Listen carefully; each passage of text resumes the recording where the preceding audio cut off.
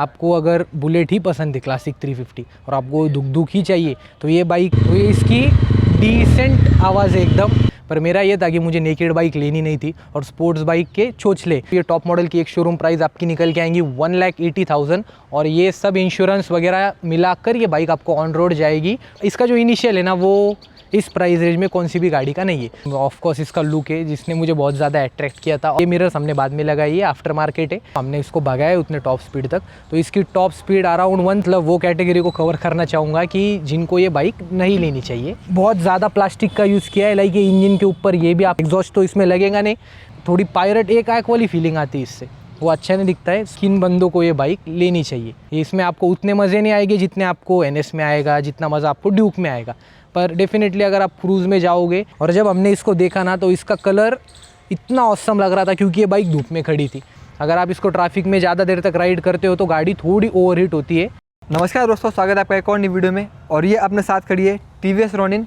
अगर आपने इसका अभी तक रिव्यू वीडियो नहीं चेक किया है तो आप चैनल पे जाके एक बार वो चेक कर लो। इसके सारे जो फीचर्स है वो हमने सब डिटेल्स में इसकी बात की है और इस वीडियो में हम बात करने वाले हैं इसके ओनरशिप रिव्यू के बारे में। और अपने साथ है निखिल दाने, इनके भाई की ये बाइक है। बाइक लेके नहीं 1 मंथ हो चुका है और 2000 किलोमीटर बाइक चल चुकी है और जो इसकी टोटल राइड है ये इन्होंने की है। और इस वीडियो में ये आपको इनके जो एक्सपीरियंस है शेयर करेंगे या आपके साथ अपने व्यूज़ जो है शेयर करेंगे। तो निखिल भाई थैंक्स हमें बाइक प्रोवाइड करने के लिए।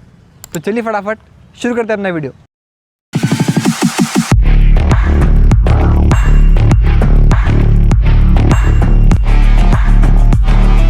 तो निखिल भाई सबसे पहला सवाल आपको कि ये गाड़ी क्यों, TVS रोनिन ने क्यों?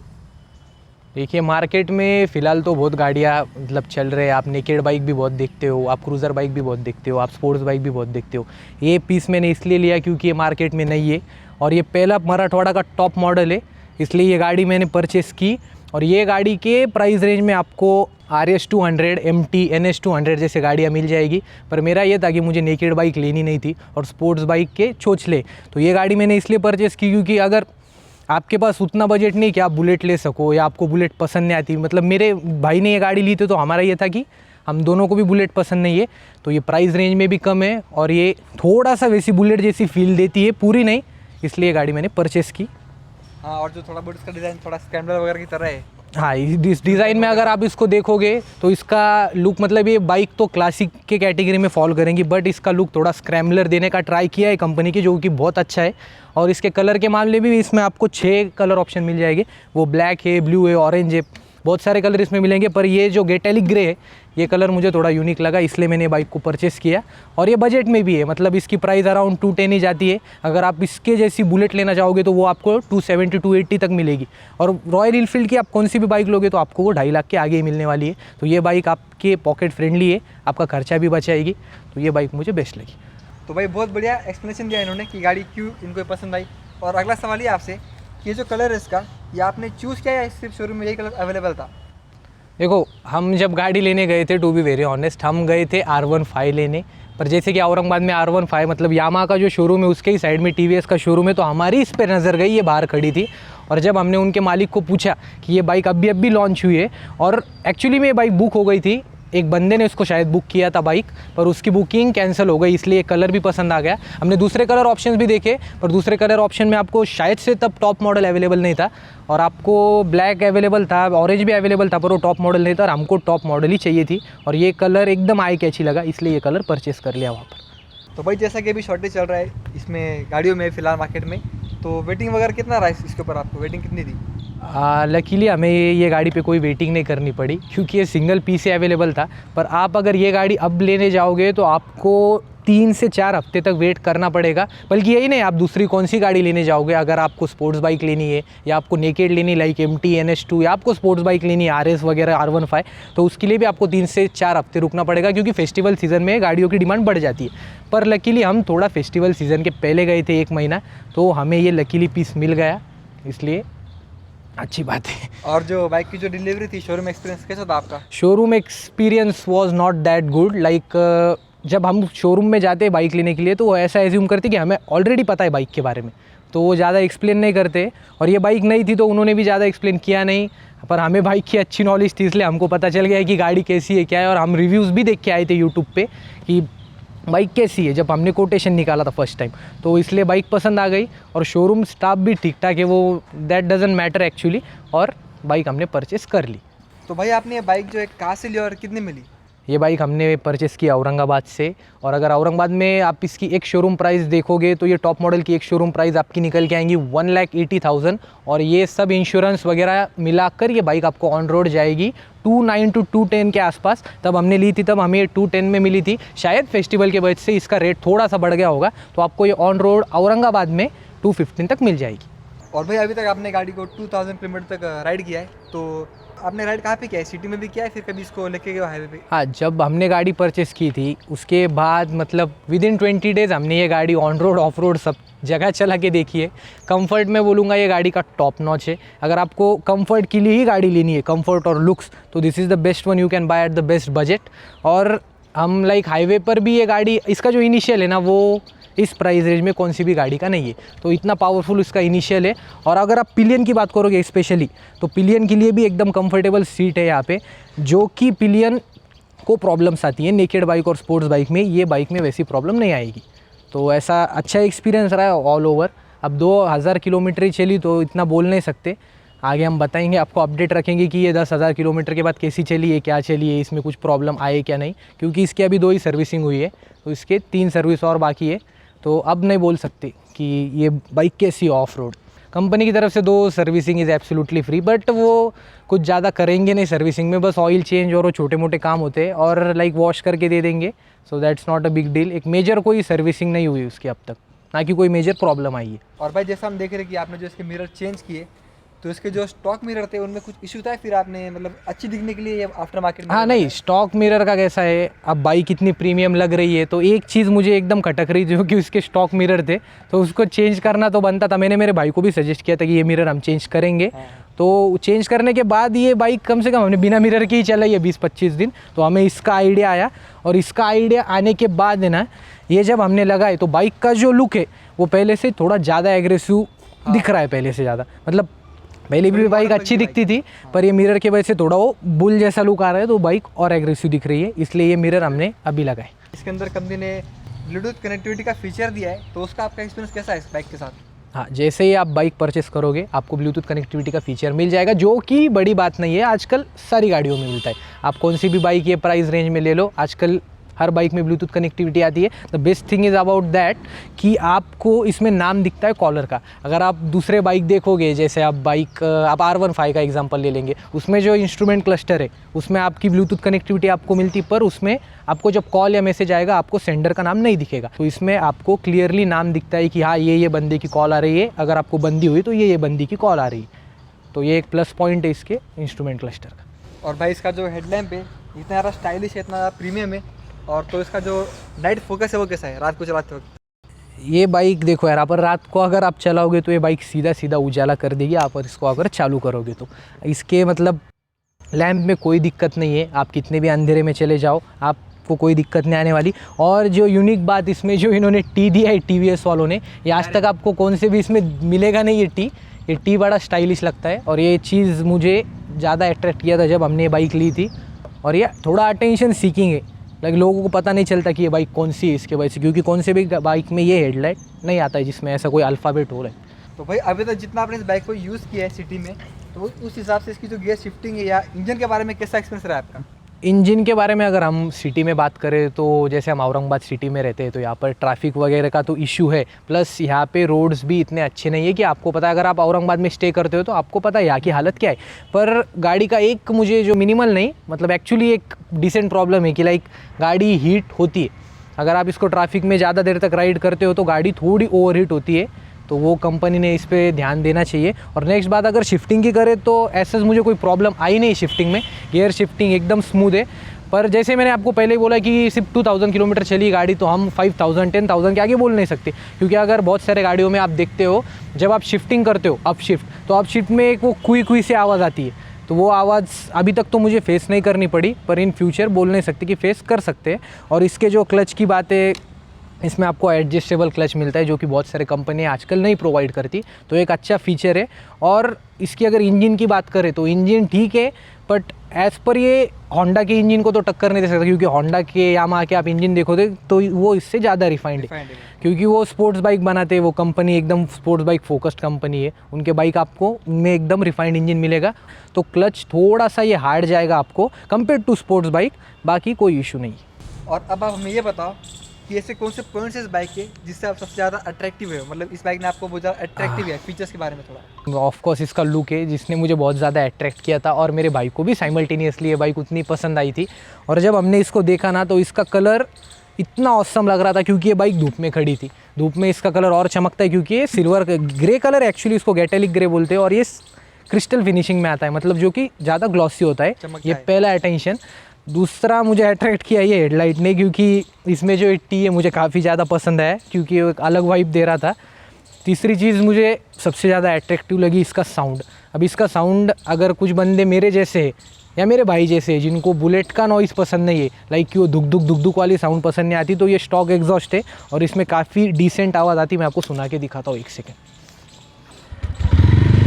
तो ये इसकी डिसेंट आवाज़ है एकदम, not too loud not too soft. तो एकदम आवाज़ पे भी मैं इस पर फ़िदा हो गया था। और सबसे लास्ट चीज़ जो कि सबसे इम्पॉर्टेंट है वो है कंफर्ट, क्योंकि बंदा अगर बाइक लेता है तो उसको कंफर्ट चाहिए ही चाहिए।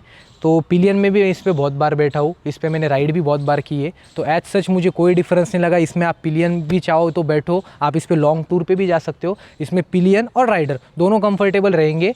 मतलब आप इस पर कितनी भी ज़्यादा बड़ी टूर कर सकते हो, कोई दिक्कत नहीं आएगी आपको। इससे आप बोल सकते हो कि ये टूरिंग के लिए भी अच्छी है, ये ऑफ रोड भी अच्छी है, ऑन रोड भी अच्छी है, और सिटी में भी ठीक ठाक है। बस थोड़ी बड़ी है। आप अगर एकदम ही लीन बंदे हो कि आप मेरे साथ, मतलब आपकी मेरी जितनी हाइट है और आप लगे लाइक 60 to 70 kg, 60 kg में भी अगर आप फॉल करते हो तो आपको ये बाइक थोड़ी हेवी लग सकती है। अगर आप 70+, 65+ हो तो ये आपके लिए बाइक बहुत अच्छी है। हाँ, क्योंकि इसका व्हील बेस भी थोड़ा बड़ा है और थोड़ी हैवी बाइक है, तो सिटी में कंट्रोल करने के लिए थोड़ी आपको हार्ड जाएगी अगर आपका थोड़ा अंडर 60 वेट है और अगर आपकी हाइट थोड़ी कम है। और इसकी जो सीट हाइट है और जो उसका सीटिंग पोस्चर है उसके बारे में क्या बोलना चाहोगे आप?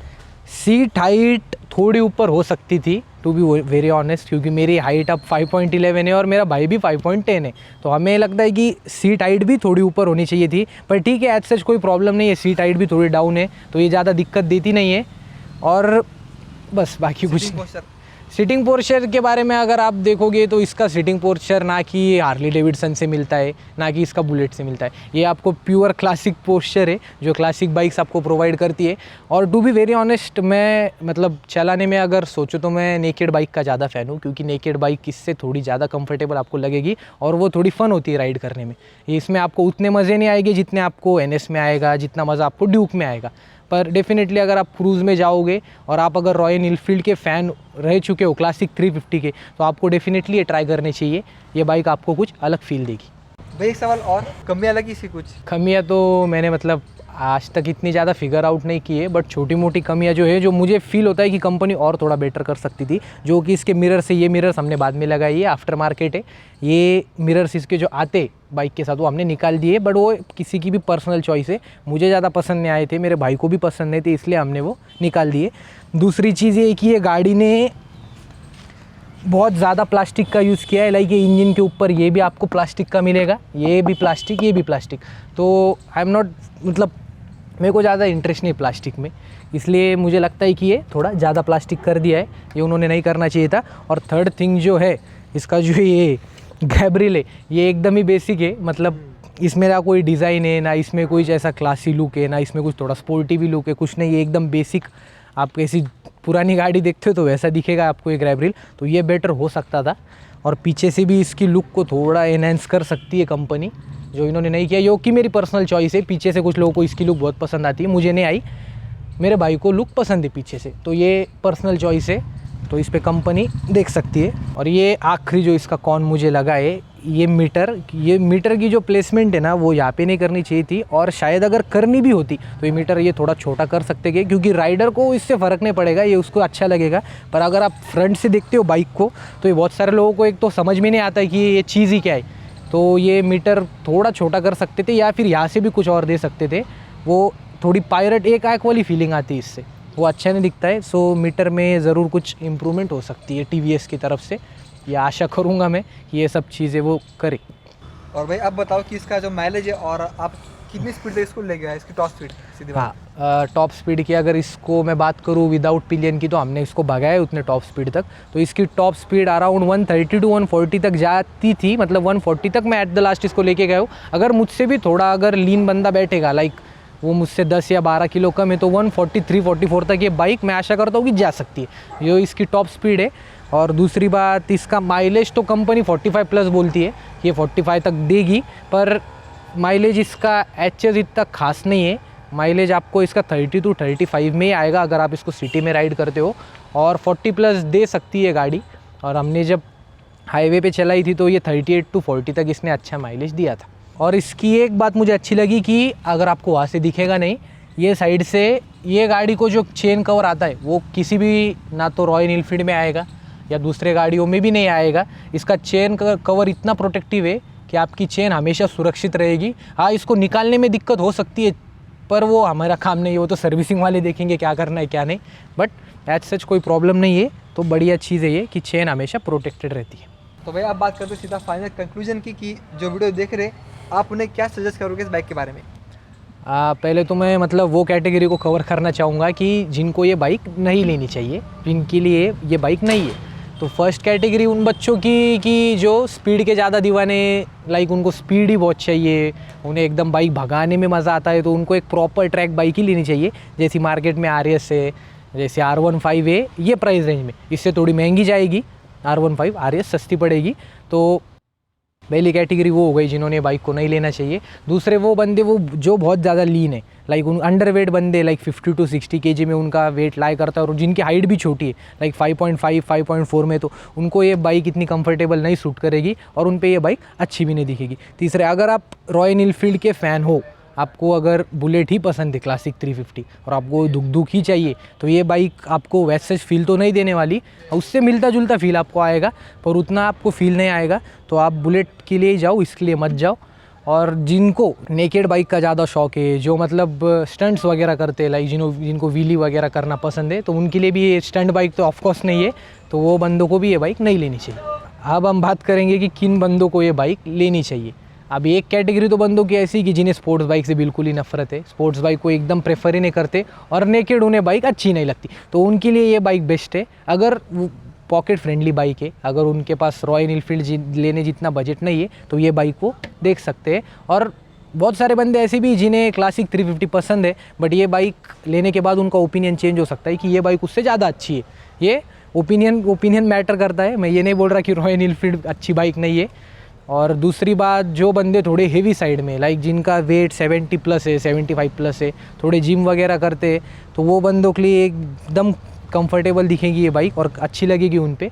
तीसरे बंदे जो है जिन्हें कंफर्ट बहुत ज़्यादा मैटर करता है, ये बाइक किसी भी दूसरे बाइक से, किसी भी क्रूज़र बाइक से ये प्राइस रेंज में सबसे ज़्यादा कंफर्ट देगी। आप इस पे पिलियन बिठाओ या अकेले बैठो, कंफर्ट के मामले में इसको मैं 100 मार्क्स देना चाहूँगा। अगर आप हमेशा की इसको साथ लेकर घूमते हो तो आप इस पे जा सकते हो। और चौथी बात, ये बजट फ्रेंडली बाइक है। आपको इतनी हेवी बाइक 210 में, लाइक 2,10,000 में दूसरी और कोई नहीं मिलेगी, स्पेशली क्लासिक क्रूज़र बाइक जो ये कैटेगरी की बाइक है। तो ये बजट फ्रेंडली भी एकदम गाड़ी है। और एवरेज एज सच, जब क्लासिक क्रूज़र के अगर आप फ़ैन हो, तो कौन सी भी क्रूज़र आपको 45 प्लस एवरेज दे नहीं वाली। कंपनी तो करेंगे क्लेम, पर आपको 40 के आसपास ही एवरेज मिलेगा, जो कि ये गाड़ी अच्छे से देती है। तो थैंक यू निखिल भाई, बहुत सही आपने आंसर दिए सारे क्वेश्चंस के। मैं आशा करता हूँ व्यूअर्स, आप जो भी देख रहे हो, आपको निखिल भाई के सारे आंसर बहुत ज़्यादा पसंद आए होंगे। तो हाँ, इसमें मार्केट आफ्टर मार्केट भी आप बहुत सारे एसेसरीज डाल सकते हो। लाइक हमने ये मिरर ऐड किए, बट हम दोनों को भी, लाइक मेरा भाई इसको ज़्यादा चलाता है, मैंने उतनी नहीं चलाई है, बट हम दोनों को भी आफ्टर मार्केट जो एसेसरीज आते हैं वो ज़्यादा पसंद नहीं है। कि बच्चे लगाते हैं वो स्टिकर वगैरह, आफ्टर मार्केट एग्जॉस्ट तो इसमें लगेगा नहीं, बट बाकी भी मिरर हो गए, हैज़ार्ड्स वगैरह, जो बहुत सारे मॉडिफिकेशन आते हैं चीप से लेके एक्सपेंसिव तक। तो हमको दोनों भी मॉडिफिकेशन का मतलब ऐसा कुछ ये नहीं है क्रेज़, तो हमने जैसा जितना इसको रॉ रखेंगे हम उतना ही अच्छा है। और ये बाइक रॉ ही अच्छी दिखेगी। आज तक इसमें कोई मॉडिफिकेशन किसने लगाई नहीं, क्योंकि अभी ये रिसेंटली लॉन्च हुई। तो आपको देखने को मिलेगा, अगर इसमें कुछ एसेसरीज और ऐड कर सकते हैं अच्छे तो हम आपको अपडेटेड रखेंगे। चाहे सब्सक्राइब करो भाई के चैनल को। और ये वीडियो हम यहीं पे ख़त्म करते हैं। Over and out.